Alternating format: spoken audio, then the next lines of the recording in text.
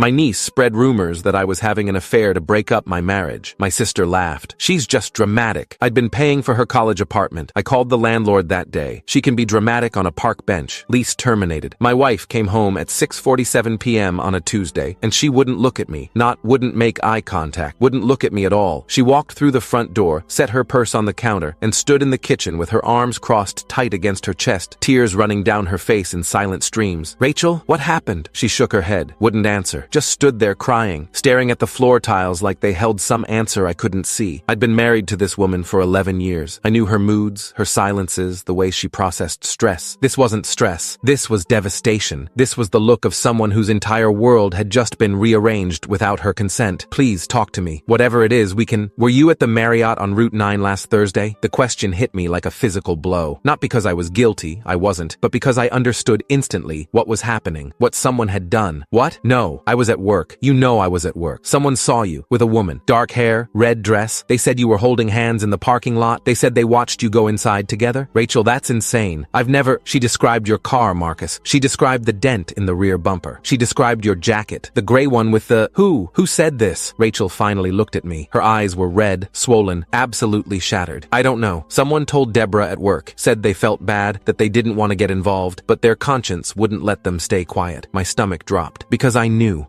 exactly who was behind this. Knew the pattern, the method, the particular cruelty of making up specific details to make lies feel true. My niece, Brianna, 21 years old with a talent for manipulation that bordered on pathological, a history of chaos that stretched back nearly a decade, and now, apparently, a new target, me. It took me 3 hours to convince Rachel to tell me the full story, and another 2 to convince her I was innocent. The rumor had been elaborate, professional almost. Brianna, though I didn't know it was her yet, not with certainty, had somehow gotten access to Rachel's work network through a former classmate who worked in the same building. She'd approached Deborah Martinez during lunch, introduced herself as a family friend who was concerned about Rachel's husband. She'd described the Marriott in detail, the parking lot layout, the color of the awning, the location of the side entrance. She'd described my car, a 2019 Honda Accord with a distinctive dent in the rear bumper from when I'd backed into a shopping cart 2 years ago. She'd described my gray jacket, the one with the slight tear in the lining that I kept meaning to get fixed. She'd made up a woman, dark hair, red dress, wedding ring on her finger that wasn't Rachel's, said she'd watched us from across the lot, hand in hand, disappearing into the hotel like we'd done it 100 times before. Every detail was designed to feel true, to create just enough specificity that denial would sound like deflection. That's how Brianna operated. That's how she'd always operated. This wasn't new behavior. She'd been like this since high school, when the chaos first started becoming impossible to ignore. Freshman year, she spread a rumor that her math teacher, Mr. Patterson, had made inappropriate comments about a student's body. The school launched an investigation. Patterson was suspended pending review. 3 weeks later, Brianna admitted she'd made it up because he'd given her a C on a test. Patterson was reinstated, but he never recovered. Quit teaching the following year and moved out of state. Sophomore year, she told a group of friends that a classmate named Jessica Walsh had been hooking up with Jessica's stepbrother. The rumor spread through the school like wildfire. Jessica was ostracized, called names in the hallways, had her locker vandalized. She transferred schools mid-semester. The story wasn't true. Jessica didn't even have a stepbrother. Junior year, Brianna told her own mother, my sister Karen, that her stepfather had hit her, showed bruises she'd given herself, told a tearful story about being grabbed and shoved. Karen nearly called the police, nearly filed for divorce. The truth came out 3 weeks later when Brianna's friend admitted Brianna had asked her to punch her arm repeatedly because she needed marks. The stepfather, a decent guy named Tom, who'd been nothing but kind to Brianna, left anyway. Said he couldn't live with someone whose daughter might destroy his life on a whim. Every single time Karen defended her. She's sensitive. She's been through a lot. She doesn't mean harm, but harm was exactly what Brianna meant. Harm was the point. Some people start fires because they like watching things burn. I called Karen the next morning, after Rachel had finally fallen into an exhausted sleep, after I'd spent half the night staring at the ceiling trying to understand why. "Karen, we need to talk about Brianna. What about her?" My sister's voice was cautious, already defensive. "Someone spread a rumor to Rachel's coworkers that I'm having an affair. Detailed lies. My car, my clothes, specific locations. Rachel came home in tears last night. Our marriage almost imploded." Silence on the line. Then, "And you think Brianna did this?" "The pattern matches exactly. The specific details, the manipulation,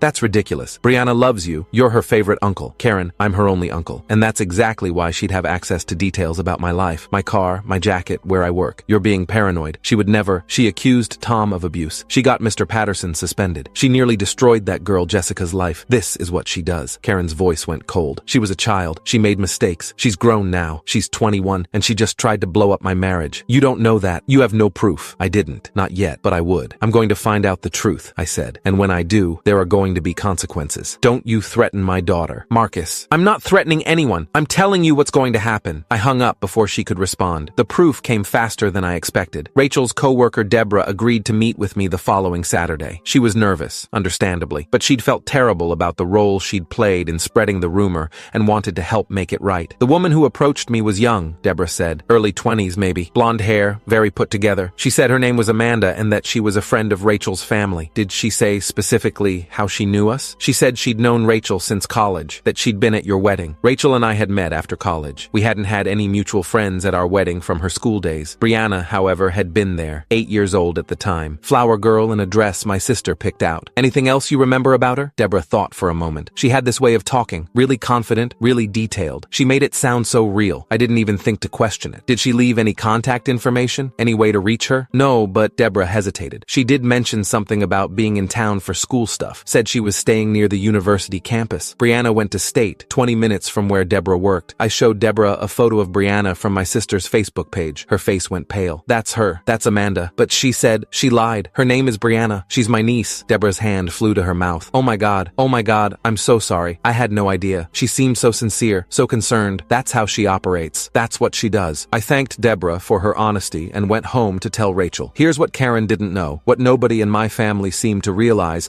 about my relationship with Brianna. For 2 years, I'd been paying $1,400 a month for her apartment. The arrangement had started when Brianna got into State and Karen couldn't afford the housing costs. She'd just finalized her divorce from Tom, was drowning in legal fees and credit card debt, and had come to me in tears at a family dinner. I can't let her dreams die because of money, Karen had sobbed, gripping my arm. She worked so hard to get in. She's the first person in our family to go to a real university. Please, Marcus, you're the only one who can help. I was doing well then, still am mostly. Senior project manager at a civil engineering firm, solid salary, no kids of our own. Rachel and I had talked about it and agreed. Family helps family. I paid first month's rent, $1,400. Last month's rent, $1,400. Security deposit, $2,100. Co-signed the lease myself because Brianna had no credit history and Karen's score was destroyed from the divorce. Every month for 2 years, I sent money, sometimes directly to Brianna, sometimes to the landlord when she forgot to make payments on time. 8 months ago, I'd started paying the landlord directly because Brianna had let the rent slip 3 months in a row, claiming she'd been busy with exams. Total investment over 2 years, $33,600 in rent alone, plus the initial deposits, plus the furniture I'd bought her when she moved in, plus the laptop for school, plus the emergency cash advances when she claimed she couldn't afford textbooks or groceries. Close to $45,000 all told. Money Rachel and I had set aside for a house down payment, redirected to help family, and this is how she repaid me. By telling lies designed to destroy my marriage. By making my wife cry in our kitchen, wondering if 11 years together had been built on a lie. I thought about calling Karen again, about explaining what I'd learned, about giving her a chance to make this right. Then I remembered her response when I'd first raised my concerns. She's just dramatic. She'll figure it out. Dramatic. That's what she called it when her daughter systematically tried to destroy my life. Fine. I'd figure it out myself. The lease agreement was in my filing cabinet, a copy I'd kept because I was the co-signer, legally responsible for the rent if Brianna failed to pay. I pulled it out and read through it that night, looking for options. What I found was better than I'd hoped. As the co-signer and guarantor, I had significant legal standing. More importantly, because I'd been paying the rent directly for 8 months, documented through bank transfers and receipts the landlord had provided,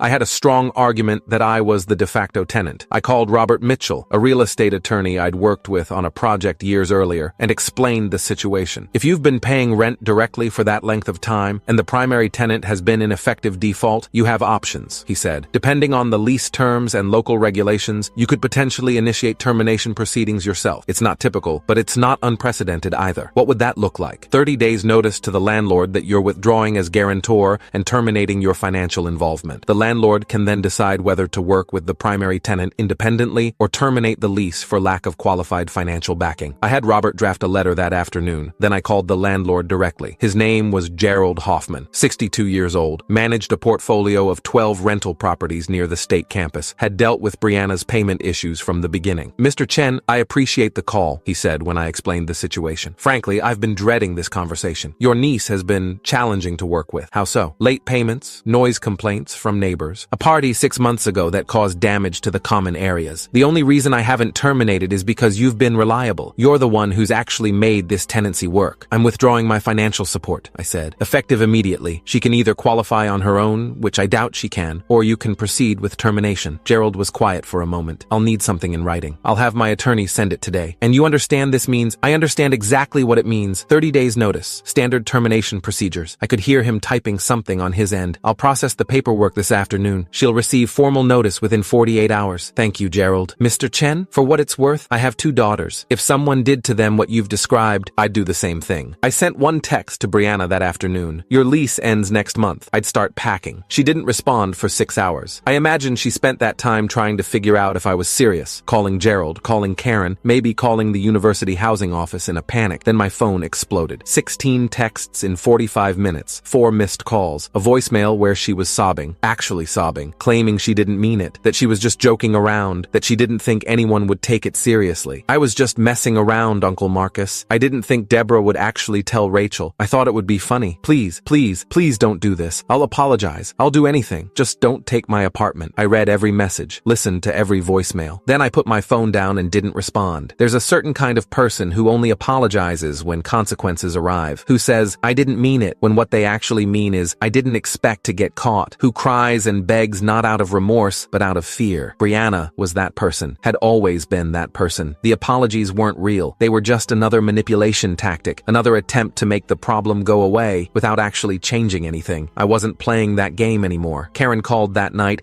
and I knew it was going to be bad before I even answered. What did you do? I held the phone away from my ear. Even at arm's length, her voice was a physical force. You can't do this to her. She has finals coming up. She's 3 semesters from graduating. Where is she supposed to go? You're ruining her life over a stupid mistake. I waited until she finished. Let the silence stretch out for a long moment. Then I said exactly what she'd said to me when I'd called about Rachel. She's just dramatic. She'll figure it out. This isn't funny, Marcus. Neither was my wife crying in our kitchen because your daughter told lies about me to destroy my marriage. Neither was 11 years of trust nearly shattered because Brianna thought it would be funny to accuse me of having an affair. She didn't mean stop right there. I could hear my own voice getting harder, colder. Every time Brianna does something terrible, you say she didn't mean it. She didn't mean to get Mr. Patterson suspended. She didn't mean to destroy Jessica Walsh's life. She didn't mean to accuse Tom of abuse. She just keeps not meaning things, and people keep getting hurt, and you keep making excuses. She was young. She made mistakes. She's 21 years old enough to vote, old enough to sign a lease, old enough to understand that actions have consequences. You've spent her entire life protecting her from those consequences,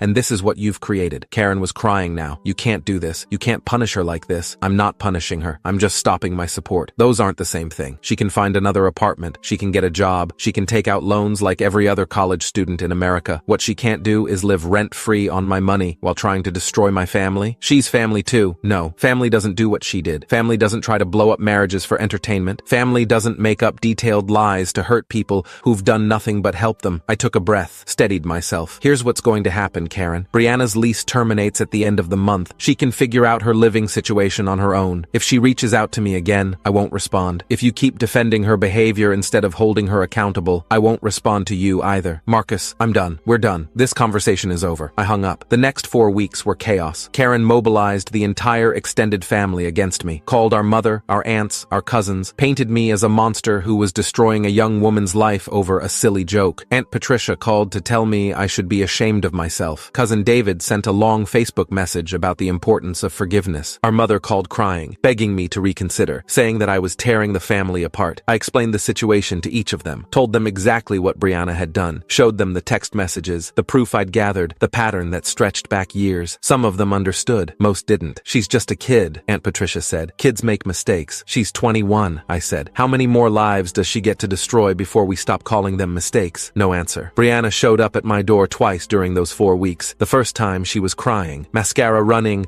voice trembling, the whole performance. She begged me to reconsider, promised she'd apologize to Rachel, swore she'd never do anything like this again. I didn't open the door, just watched her through the peephole until she finally gave up and left. The second time she was angry, pounded on the door, screamed that I was ruining her life, called me names that would have made our grandmother weep. I still didn't open the door, but I did record the whole thing on my Ring doorbell camera. Documentation, just in case. Rachel and I talked about it every night during those 4 weeks. About Brianna, about Karen, about what this meant for our relationships with the rest of the family. family. Rachel was angry, not at me, but at the situation, at the fact that someone had tried to destroy what we'd built over a decade together. I keep thinking about what would have happened if Deborah hadn't felt guilty, Rachel said one night. If I'd never found out it was Brianna, would I have believed the lie forever? You would have found out eventually. The truth always comes out, does it? Mr. Patterson never got his reputation back. That girl Jessica probably still has people who believe the lies about her. Sometimes the truth doesn't come out fast enough. She was right. Sometimes it doesn't. But this time it had. And Brianna was going to live with the consequences. Move out day was a Saturday. I didn't plan to go. Didn't want to make a scene.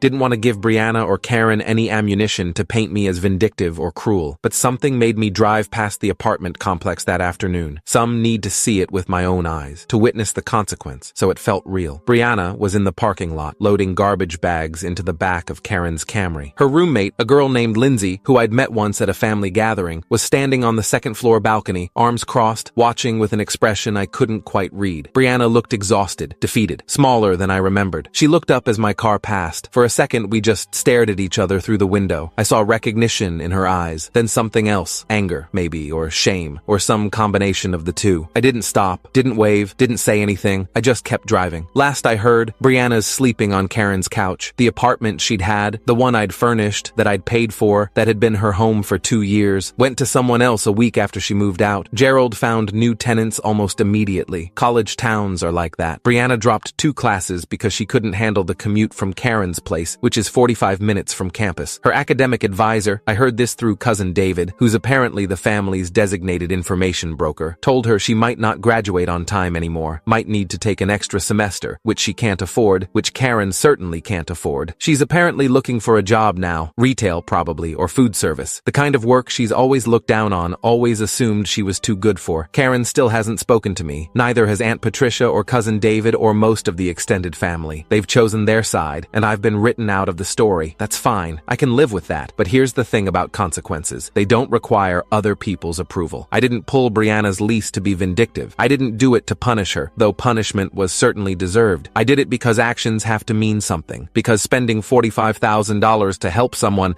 only to have them try to destroy your marriage has to have a consequence beyond a tearful apology and a promise to do better. Brianna spent her entire life learning that she could hurt people without repercussions, that tears and excuses would always be enough, that someone would always step in to shield her from the results of her choices. I was that person for 2 years. I funded her life while she built a resume of destruction, a teacher's career, a girl's reputation, a stepfather's family, and finally, my marriage. No more. The money stopped, the protection stopped, the consequences arrived. And maybe she'll learn something from it. Maybe she'll realize that the world doesn't work the way Karen taught her it worked, that you can't keep setting fires and expecting someone else to put them out. Or maybe she won't. Maybe she'll just find new people to manipulate, new situations to exploit, new lies to tell. Some people never change, but that's not my responsibility anymore. Rachel and I are fine. Better than fine, actually. The experience brought us closer together, forced us to talk about things we'd been avoiding, reminded us why we chose each other in the first place. We're looking at houses again. The money I'm not sending to Brianna every month goes into savings now, and we're almost back to where we were before I agreed to help Karen. We talk about the future more than we used to. About kids, maybe. About what we want the next decade to look like. We don't talk about Brianna much anymore. She's become a cautionary tale, a story we'll tell someday to explain why boundaries matter. Karen sends me messages sometimes, through our mother mostly, says Brianna's sorry, says she's changed, says she wants to make things right. I don't respond. Not because I'm holding a grudge, not because I want to punish anyone, but because I've learned to recognize the pattern now. The tears, the promises, the cycle of destruction and forgiveness